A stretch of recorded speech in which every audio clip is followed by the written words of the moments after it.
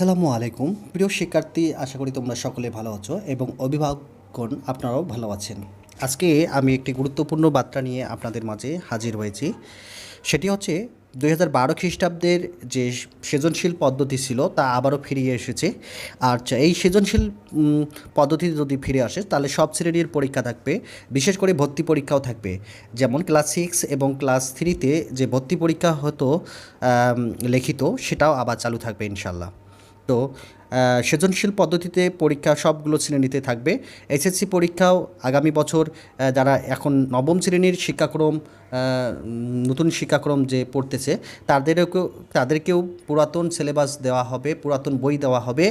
2012 খ্রিস্টাব্দের যে বই আছে সেটি দেওয়া হবে এবং তাদেরকে সংক্ষিপ্ত সিলেবাসে তাদের পরীক্ষা নেওয়া হবে, বোর্ড পরীক্ষা, এসএসসি পরীক্ষা। তো একটি কথা বলতে চাই, যাদের ছেলেমেয়ে ষষ্ঠ শ্রেণী এবং তৃতীয় শ্রেণীতে অ্যাডমিশন টেস্টে যারা পরীক্ষা দেবে তাদেরকে এখন থেকে একটু বেশি করে প্রস্তুতি নেওয়া হবে। আমি আমার এই চ্যানেলে, আমার মিঠুস পাঠশালা চ্যানেলে আমি ক্লাস 2-এর যে পরীক্ষা আসার মতো যে গণিত, বাংলা, ইংরেজি বিষয়ে যে প্রশ্ন থাকবে সেগুলো দেওয়ার চেষ্টা করব। ভিডিও থাকবে, তোমরা অবশ্যই আপনাদের ছেলেমেয়েদেরকে দেখাবেন এবং সেগুলো অবশ্যই করাবেন, মানে ভর্তি পরীক্ষার জন্য। তো আজকে আমি যে বার্তাটা নিয়ে এসেছি সেটা হচ্ছে দৈনিক শিক্ষা .com প্রতিবেদক থেকে পাওয়া। আমি এই বার্তাটি আপনাদের মাঝে উপস্থাপনা করতেছি। সৃজনশীল পদ্ধতিতে পরীক্ষা ফিরছে। শিক্ষাক্রমে পরিবর্তন আনলো অন্তর্বর্তীকালীন সরকার। নতুন শিক্ষাক্রম বাস্তবায়ন সম্ভব নয় জানিয়ে পুরাতন শিক্ষা ব্যবস্থাতে ফিরিয়ে যাওয়ার সিদ্ধান্ত নেওয়া হয়েছে। এতে প্রাথমিকের বর্তমান শিক্ষাক্রম পাঠ্যসূচিতে ঠিক থাকলেও মূল্যায়ন হবে 2012 খ্রিস্টাব্দের শিক্ষাক্রম অনুযায়ী। প্রসঙ্গত 2012 খ্রিস্টাব্দ থেকে দেশের সৃজনশীল পদ্ধতি যোগ্যতা ভিত্তিক পড়াশোনা ছিল। রবিবার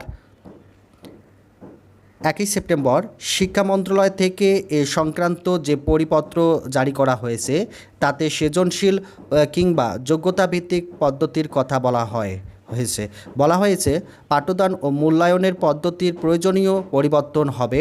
2012 খ্রিস্টাব্দের শিক্ষাক্রম অনুযায়ী মূল্যায়ন করা হবে।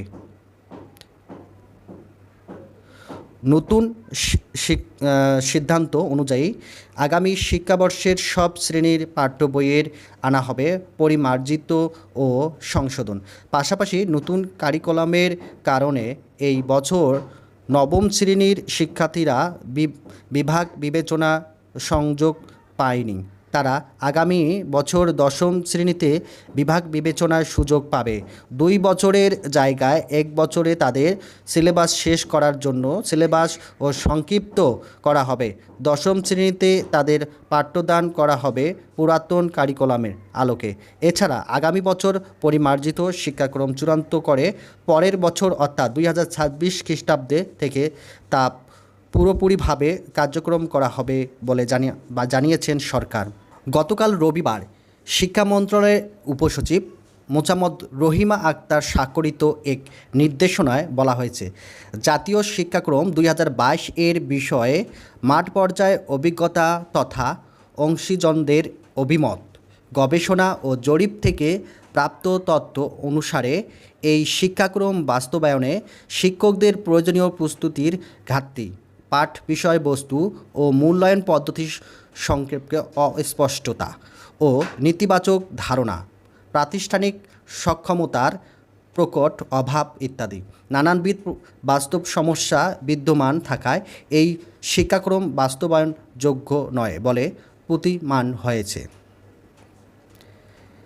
নির্দেশনায় বলা হয়েছে, প্রাথমিক শিক্ষা স্তরের প্রাক প্রাথমিক ক্ষুদ্র নিগোষ্ঠী এবং প্রথম, দ্বিতীয় ও তৃতীয় শ্রেণীর পাঠ্যপুস্তকের সঙ্গে ধারাবাহিকতা রেখে ইতিমধ্যে চতুর্থ ও পঞ্চম শ্রেণীর পাঠ্যপুস্তকগুলো পাণ্ডুলিপি প্রয়োজনীয় সংশোধন ও পরিমার্জন করে আগামী বছরের জন্য মুদ্রণ করা হবে।